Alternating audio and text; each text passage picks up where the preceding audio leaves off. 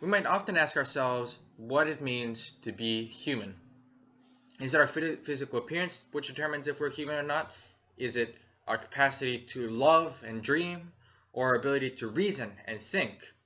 And more importantly, as we develop more and more complex artificial intelligence, where do we draw the line between man and machine? The Romantics would argue that emotion is the only thing that is essential to experiencing the world in a human manner. However, I would disagree. I think that logic, and specifically metacognition, is an essential part of being human.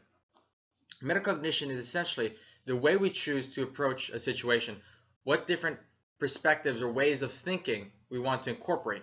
Do we want to interpret a situation emotionally or logically or in any other manner?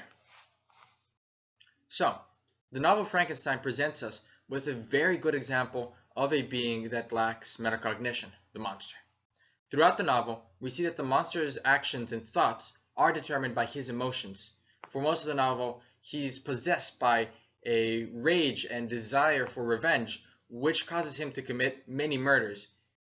He does this even though he later tells Walton that he regrets everything he did, especially killing Frankenstein.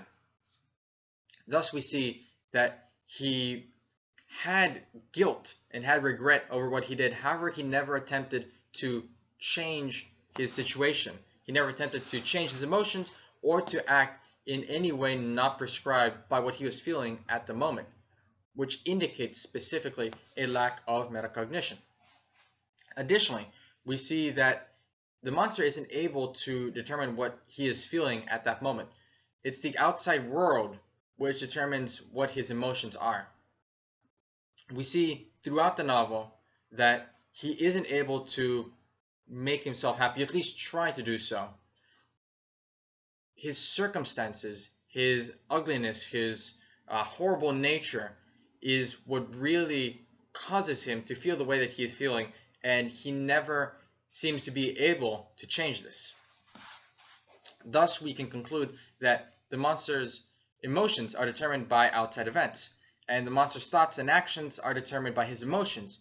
Therefore, it follows that his thoughts and actions are determined by outside events, which is a stunning conclusion because it means that the monster lacks free will.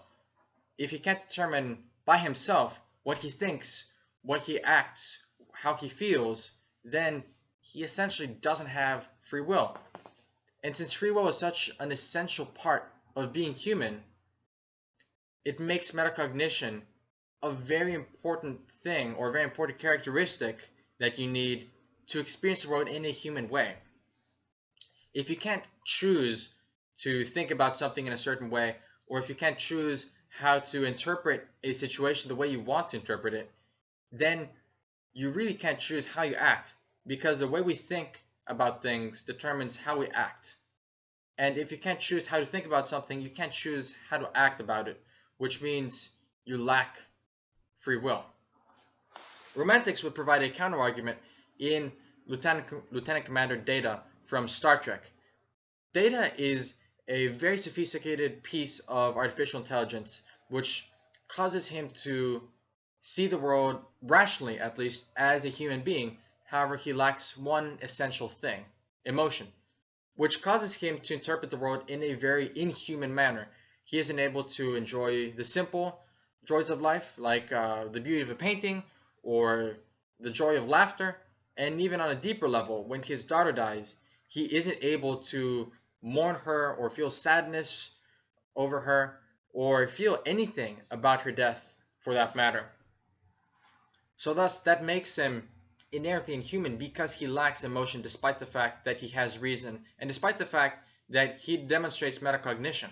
However, I'd argue that he is closer to being a human being than the monster is, because the monster is, for all intents and purposes, a complicated animal driven by instinct.